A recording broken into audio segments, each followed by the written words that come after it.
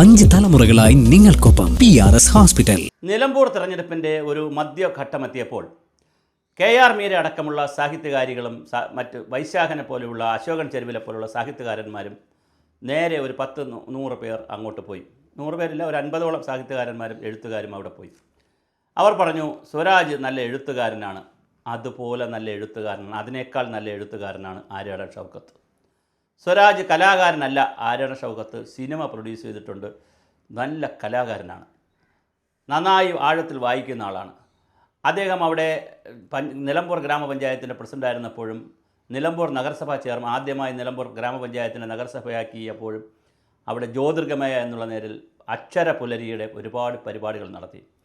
വളരെ വികലാംഗർക്ക് അംഗപരിമിതർക്ക് വേണ്ടിയിട്ടുള്ള പരിപാടികൾ നടത്തി, സ്ത്രീകൾക്ക്, അങ്ങനെ ഒരുപാട് ഇന്നവേറ്റീവായിട്ടുള്ള ഒരുപാട് കാര്യങ്ങൾ ചെയ്തിട്ടുള്ള ആളാണ് ആര്യാടൻ ഷൗക്കത്ത്. മാത്രമല്ല KPCC ആയാലും BJP ആയാലും കോൺഗ്രസ് ആയാലും സാഹിത്യ സമിതി ഉണ്ടാക്കുന്നതൊരു സാഹിത്യകാരന് ചിന്തയുള്ള ആളിനല്ലേ കഴിയുകയുള്ളൂ. KPCCയുടെ സാഹിത്യ സാംസ്കാരിക കലാസാംസ്കാരിക വിഭാഗത്തിൻ്റെ കൺവീനറായും അതിൻ്റെ നേതാവായും കേരളമാകെ ഒരുപാട് പരിപാടികൾ അവതരിപ്പിച്ചു. അപ്പോൾ ഏത് തരത്തിൽ പരിശോധിച്ചാലും ഒരു സാംസ്കാരിക നായകൻ തന്നെയായിരുന്നു ആര്യാടൻ ഷൗക്കത്ത്. പക്ഷേ അത് കാണുവാൻ നമ്മുടെ മീരാദികൾക്ക് കഴിഞ്ഞില്ല. അവർക്ക് കാണാൻ കഴിഞ്ഞത് പിണറായിയുടെ സാഹിത്യകാരനെയും വായനക്കാരനെയും മാത്രമാണ്.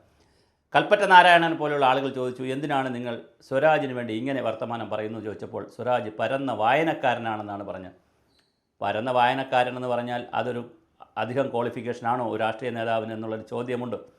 തീർച്ചയായിട്ടും രാഷ്ട്രീയ നേതാക്കൾക്ക് അധികം ക്വാളിഫിക്കേഷൻ തന്നെയാണ്. പക്ഷേ ആര്യാടൻ ഷൗക്കത്തുമായി കമ്പയർ ചെയ്യുമ്പോൾ കലാകാരൻ എന്നുള്ള നിലയിലും സംഘാടകൻ എന്നുള്ള നിലയിലും കലയ്ക്ക് വേണ്ടി അദ്ദേഹത്തിൻ്റെ രാഷ്ട്രീയ ജീവിതത്തോടൊപ്പം തന്നെ പകുതിയിലധികം സമയം അദ്ദേഹം കലയ്ക്കും സാഹിത്യത്തിനും സാംസ്കാരിക പ്രവർത്തനങ്ങൾക്കും മാറ്റിവെക്കുന്നതാണ്. അപ്പോൾ അങ്ങനെയാണെങ്കിൽ രണ്ട് സാംസ്കാരിക പ്രവർത്തകർ ഈ KR മീരയും ടീമും പറയുന്ന പോലെ സ്വരാജും ഒരു സാംസ്കാരിക പ്രവർത്തകനാണെങ്കിൽ രണ്ട് സാംസ്കാരിക പ്രവർത്തകർ മത്സരിക്കുമ്പോൾ അവിടെ പോയി നിന്നിട്ട് ഒരാളിന് വേണ്ടി പക്ഷം പിടിക്കാൻ പാടുണ്ടോ? ഈ ചോദ്യം വളരെ പ്രധാനപ്പെട്ടതാണ്. അതുപോലെ ഹരീഷ് വാസുദേവനെ പോലെയുള്ള ആളുകൾ, ഹരീഷ് വാസുദേവൊക്കെ വളരെ നന്നായി എസ്റ്റാബ്ലിഷ്മെൻറ്റിനെതിരെ വർത്തമാനം പറയുകയും നന്നായി കേരളത്തിലെ ദളിതന്മാർക്കും ആദിവാസികൾക്കും പട്ടികജാതി പട്ടികവർഗ്ഗക്കാർക്കും വേണ്ടിയിട്ട് സ്ത്രീകൾക്ക് വേണ്ടിയിട്ടൊക്കെ വർത്തമാനം പറയുന്ന ആളാണ്. ഒരുപാട് കേസൊക്കെ കൊടുക്കുന്ന ആളാണ്. മാത്രമല്ല പരിസ്ഥിതിക്ക് വേണ്ടിയിട്ടൊക്കെ നല്ല നിലപാടെടുക്കുകയും സ്വന്തം കയ്യിൽ നിന്ന് പണം മുടക്കി കേസ് കൊടുക്കുന്ന നല്ലൊരു അഡ്വക്കേറ്റാണ് ഹരീഷ് വാസുദേവൻ. പക്ഷേ കഴിഞ്ഞ ഒരു 1.5 വർഷക്കാലമായി അദ്ദേഹം പിണറായിയുടെ പോക്കറ്റിലാണ്. പല കാര്യങ്ങളിലും അദ്ദേഹം പിണറായിസത്തെ പുകഴ്ത്തി പറയുകയും സ്വരാജ് അസംബ്ലിയിൽ വന്നാൽ അത് അസംബ്ലിയുടെ നിയമസഭയ്ക്ക് വലിയ മുതൽക്കൂട്ടാകും. 9 മാസത്തേക്ക് ഒരാൾ വന്നാൽ എന്ത് മുതലാണ് കൂട്ടുന്നത്, ആരുടെ മുതലാണ് കൂട്ടുന്നത് നമുക്കറിയില്ല. അപ്പോൾ സ്വരാജിനെ പോലുള്ള ഒരാളിനെ അവിടെ കൊണ്ട് നിർത്തിയത് തന്നെ CPM കാണിച്ച വലിയൊരു പണിയാണ്. ഒരിക്കലും CPM അങ്ങനെ ചെയ്യാൻ പാടില്ലായിരുന്നു. പക്ഷേ ഇപ്പോൾ ചിരിക്കുന്ന ഒരാളുണ്ട്, വന്ധ്യവയോധികനായി വീട്ടിൽ വിശ്രമിക്കുന്ന VS അച്യുതാനന്ദൻ നന്നായി ചിരിക്കുന്നുണ്ട്. വ്യാസൻ്റെ ചിരി എന്ന് പറഞ്ഞതുപോലെ VSൻ്റെ ചിരി ഇപ്പോൾ ശരിക്കും വരുന്നുണ്ട്. അതായത് അദ്ദേഹത്തെ ക്യാപിറ്റൽ പണിഷ്മെൻ്റ് കൊടുക്കണമെന്നും അദ്ദേഹത്തിന് അധികാരമോഹമാണ്, അധികാരമില്ലാതെ ഒരു കാലത്തും VSന് നിൽക്കാൻ കഴിയില്ലെന്നും ഇങ്ങനെ വരിൽ അധികാരമോഹിയെ ഞാൻ കണ്ടിട്ടില്ല എന്നുമൊക്കെ ഉള്ള നിലയിൽ സ്വരാജിൻ്റെ പേരിൽ ഒരുപാട് പോസ്റ്റുകൾ കേരളത്തിൽ വന്നു. അതവസാനം സ്വരാജ് നിഷേധിച്ചു. പാർട്ടിക്കാരനല്ലേ എന്നുള്ള നിലയിൽ VS അത് ഓണപ്പെയ്യാൻ പോയില്ല. എന്തായാലും പക്ഷേ സ്വരാജ് വലിയ അഹങ്കാരം ആ കാലങ്ങളിലൊക്കെ കാണിച്ചു.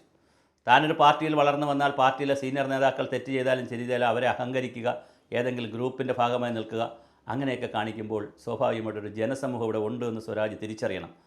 തൃപ്പൂണിത്തുറയിൽ തോറ്റുപോയി, അല്ലെങ്കിൽ ചിലപ്പോൾ മന്ത്രിയാകുമായിരുന്നു.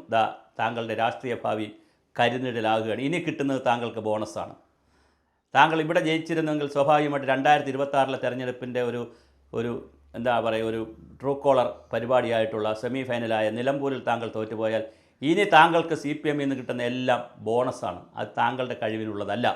അങ്ങനെ CPMകാരുടെ ബോണസിൽ ജീവിക്കേണ്ടി വരുന്നൊരു രാഷ്ട്രീയ വാട്ടർലൂവായി സ്വരാജ് മാറിയിരിക്കുകയാണ്. സ്വരാജ് ചിന്തിക്കണം.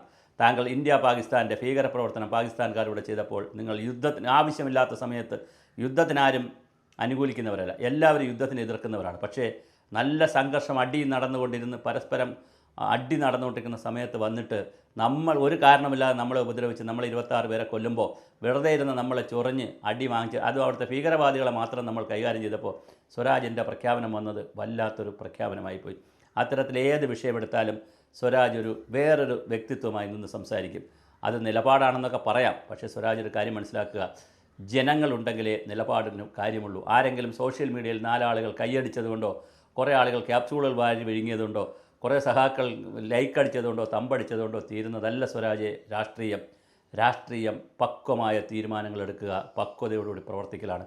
താങ്കൾക്കിനി ചെയ്യാൻ കഴിയാവുന്നത് താങ്കൾ സെക്രട്ടേറിയറ്റ് മെമ്പർ സ്ഥാനത്ത് നിന്ന് രാജിവെക്കണം. പാർട്ടി സെക്രട്ടേറിയറ്റ് മെമ്പർ സ്ഥാനം വെച്ച് താഴേക്ക് പോയി ബ്രാഞ്ചിൽ പ്രവർത്തിക്കണം, ജനങ്ങളുടെ ഇടയിൽ പ്രവർത്തിക്കണം. അല്ല താങ്കൾ രാജ്യസഭ MP ആയി പോയി വേറെ രൂപത്തിലേക്ക് പോകരുത്. 1 വർഷം താങ്കൾ ജനങ്ങളോടൊപ്പം പ്രവർത്തിക്കണം. അതോടൊപ്പം താങ്കളുടെ നാവും താങ്കൾ നന്നായി ഒന്ന് ബ്രൂൺ ചെയ്ത് നാവിനെയും നന്നായി മെരുക്കി പറയേണ്ടത് മാത്രം പറയേണ്ടിടത്ത് പറയേണ്ട സമയത്ത് പറയേണ്ടതുപോലെ മാത്രം പറയാനുള്ള ഒരു രീതിയിലേക്ക് സ്വരാജ് വരണം. സ്വരാജിന് കേരളത്തിന് ആവശ്യമുണ്ടെന്നാണ് മീരമാരൊക്കെ പറയുന്നത്. അങ്ങനെ ഞാനും ആഗ്രഹിക്കുന്ന ഒരു ചെറുപ്പക്കാരനാണ്. അതുകൊണ്ട് താങ്കൾ സംസ്ഥാന സെക്രട്ടേറിയറ്റ് മെമ്പർ എന്നുള്ള ആ ഒരു ബോണസിൽ നിന്നുകൊണ്ട് ഇനി പ്രവർത്തിക്കുന്നതിൽ ഒരർത്ഥമില്ല. താങ്കൾ ജനങ്ങളിലേക്ക് പോവുക. താങ്കൾക്ക് മാതൃകയാക്കാൻ ഒരു ചെഗുവേര മുന്നിലുണ്ട്. എല്ലാ അധികാരവും ചെങ്കോലും കിട്ടുമെന്ന് പറഞ്ഞിട്ട് അത് വലിച്ചെറിഞ്ഞിട്ട് ജനങ്ങളിലേക്ക് പോയ ചെഗുവേരയുടെ പാർട്ടിയാണല്ലോ താങ്കൾക്ക്. ചെഗുവേര താങ്കളെ കാത്തിരിക്കുന്നു.